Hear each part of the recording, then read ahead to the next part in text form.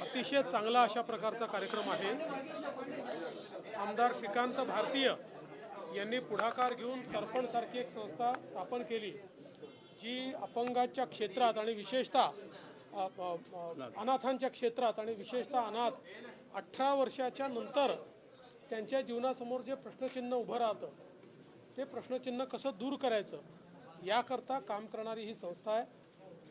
खरं म्हणजे यांच्या सगळ्यांच्या पाठपुराव्यामुळे अपंगांना 1% अनाथांना 1% आरक्षण हे आपण त्या ठिकाणी देऊ शकलेलो आहे। आणि आता रिसर्च फाउंडेशन जे सुरू झालेलं आहे ते मला असं वाटतं की हे जे क्षेत्र आहे या क्षेत्रामध्ये अतिशय मूलभूत अशा प्रकारच्या गोष्टींवर रिसर्च या ठिकाणी होईल आणि त्यातनं पॉलिसी फ्रेमिंग करण्याकरता आणि अनाथांच्या क्षेत्राला एक दिशा देण्याकरता एक महत्त्वाचं कार्य याच्या माध्यमातून होणार आहे। सर, माढा असेल, बारामती असेल, अमरावती असेल, या जागांसंदर्भात तुम्ही बैठका घेता, यादी दिलेला आहे का? कोण काय बोलताय काही लक्षात येत नाही। एकाने जर विचारलं तर मी सांगतो। यादीबद्दल विचारतात आहे, यादी कधीपर्यंत येईल आणि माढा बारामतीचा विषय आहे तो मार्गी लागलेला आहे का? कालही बैठक होते, आजही बैठक आहे। असं आहे की म्हाडा असेल किंवा बारामती असेल, सगळ्यांचं लक्ष एक आहे, महायुतीला मजबूत करणं, मोदीजींना प्रधानमंत्री बनवणं।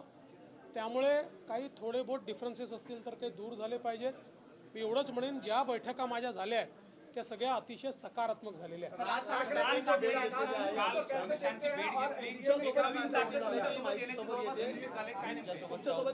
आहे की अमित शाह साहेबांची त्यांची भेट झालेली आहे आणि मला असं वाटतं की आत्ता प्रीमॅच्युअर बोलण्यापेक्षा 1-2 दिवस वाट पहा, म्हणजे तुम्हाला नीट सगळ्या गोष्टी आम्ही सविस्तर सांगू की हा अतिशय चांगला अशा प्रकारचा कार्यक्रम आहे।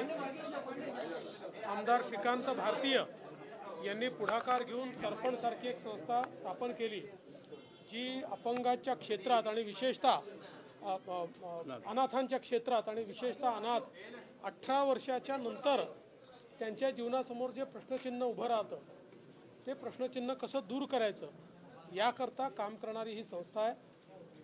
खरं म्हणजे यांच्या सगळ्यांच्या पाठपुराव्यामुळे अपंगांना 1% अनाथांना 1% आरक्षण हे आपण त्या ठिकाणी देऊ शकलेलो आहे।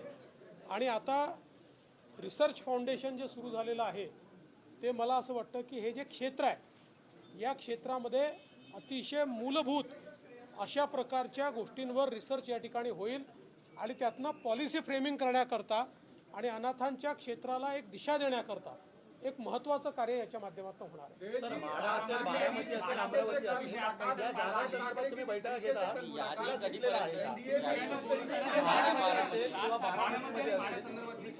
कोण काय बोलताय काही लक्षात येत नाही। एकाने जर विचारलं तर मी सांगतो। यादीबद्दल विचारतात आहे, यादी कधीपर्यंत येईल आणि माढा बारामतीचा विषय आहे तो मार्गी लागलेला आहे का? कालही बैठक होते, आजही बैठक आहे। असं आहे की म्हाडा असेल किंवा बारामती असेल, सगळ्यांचं लक्ष एक आहे, महायुतीला मजबूत करणं, मोदीजींना प्रधानमंत्री बनवणं।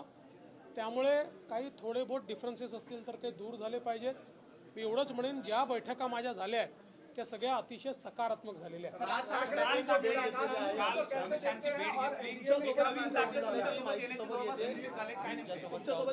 आहे की अमित शाह साहेबांची त्यांची भेट झालेली आहे आणि मला असं वाटतं की आत्ता प्रीमॅच्युअर बोलण्यापेक्षा 1-2 दिवस वाट पहा, म्हणजे तुम्हाला नीट सगळ्या गोष्टी आम्ही सविस्तर सांगू।